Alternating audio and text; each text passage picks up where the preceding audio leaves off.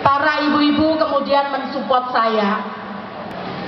Betapa beratnya saat itu saya, dengan cara apapun semua difitnahkan kepada saya, supaya saya tidak jadi karena saya seorang perempuan, tidak pantas memimpin kota besar sebesar kota nomor 2 di Indonesia.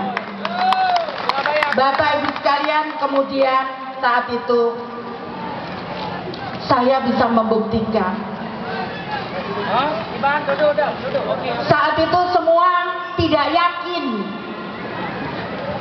bahwa saya berani menutup di Surabaya. Bukan hanya Doli, kami punya 6 lokalisasi yang saat itu merusak anak-anak kami, menghancurkan kehidupan anak-anak kami. Luar biasa Bapak Ibu sekalian, mengerikan sekali Bapak Ibu sekalian.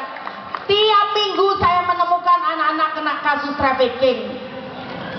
Sampai ya Allah, saya begitu beratnya ini, saya harus apa? Bapak Ibu sekalian, sudah saya matangkan.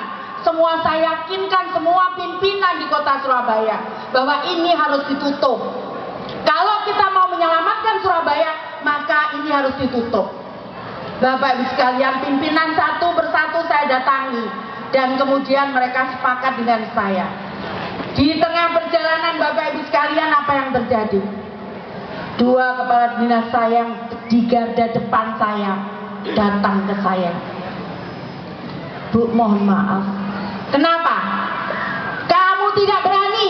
Saya bilang, iya Bu, ancaman kami sekeluarga dibunuh. Baik, saya bilang, saya adalah alih pimpinan. Bawa pentunganmu, bawa semua peralatanmu ke saya yang akan maju sendiri. Allah Akbar. Bapak Ibu sekalian, saya tunjukkan bahwa perempuan bukan orang lemah. Banda Aceh sudah ditunjukkan oleh pahlawan nasional, kaum perempuan yang luar biasa, yang itu saya kagumi, yaitu Cuk Nadir. Kenapa kemudian kita ngomong bahwa perempuan tidak pantas? Allah Akbar. Kenapa kita ngomong? Kita ngomong bahwa perempuan tidak pantas. Kita sudah mengakui bahwa ada salah satu tuntunan, contoh bahwa pahlawan besar kita Cuk Nadir sudah menjadi tuntunan di seluruh Nusantara tercinta ini. Jadi kenapa kemudian anak cucu kita tidak bisa? Bapak Ibu sekalian, betapa luar biasanya kalau Bapak Ibu sekalian nonton film Cuk Nadir, luar biasanya.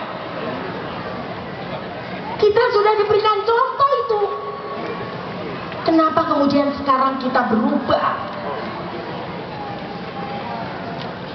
Salah satu pembawa nama besar Banda Aceh adalah Cuk Nadir.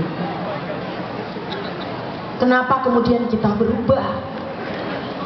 Nah sekarang kalau Ibu Elisa sahabat saya kemudian dia ngomongkan bahwa tidak pantas memimpin Banda Aceh karena perempuan, yang pantas siapa sekarang saya tanya? Yang pantas siapa?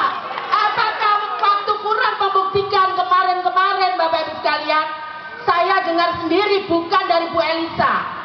Saya jelaskan Bu Elisa, saya tiap malam saya cari anak-anak di diskotik, saya cari anak-anak di kafe-kafe, saya berantas sendiri anak-anak yang minuman keras. Sekarang hampir tidak ada di Surabaya ada anak-anak bisa minuman keras. Saya Bu Elisa kemudian Bu Risma, saya akan contoh. Dan saya mendengar bukan dari Bu Elisa. 2 danrem saya kemudian pindah 2 kali, saya jadi selama wali kota 2 danrem saya menjadi di Banda Aceh, tugas menjadi BIM di Banda Aceh. Dia yang cerita setelah kembali dari Banda Aceh, Bu Elisa tuh kayak Bu Risma, berat cilik-cilik katanya gitu. Sekarang Bapak Ibu sekalian, sekarang saya tanya, siapakah yang berhak? Apakah seorang ibu tidak berhak kami untuk memimpin? Yang ibu dengan tulus, dengan cintanya, dengan kasih sayangnya merawat rakyatnya, dengan kasih sayangnya merawat anak-anaknya, tidak berhak memimpin. Kita dolem Bapak Ibu sekalian. Kalau seorang ibu dengan tulus cintanya merawat anak-anaknya, merawat warganya dengan dengan tulus, dengan kasih sayang luar biasa, menyelamatkan untuk dunia akhiratnya. Tapi kemudian kita musuhi hanya karena dia seorang perempuan. Itu tidak adil. Bapak Ibu sekalian boleh cek surat. Tolong jangan diputus yang namanya ayat Anissa. Kita harus baca, setiap kita membaca Al-Quran kita harus semua adalah ada kaitannya. Tidak bisa kita hanya memotong satu ayat.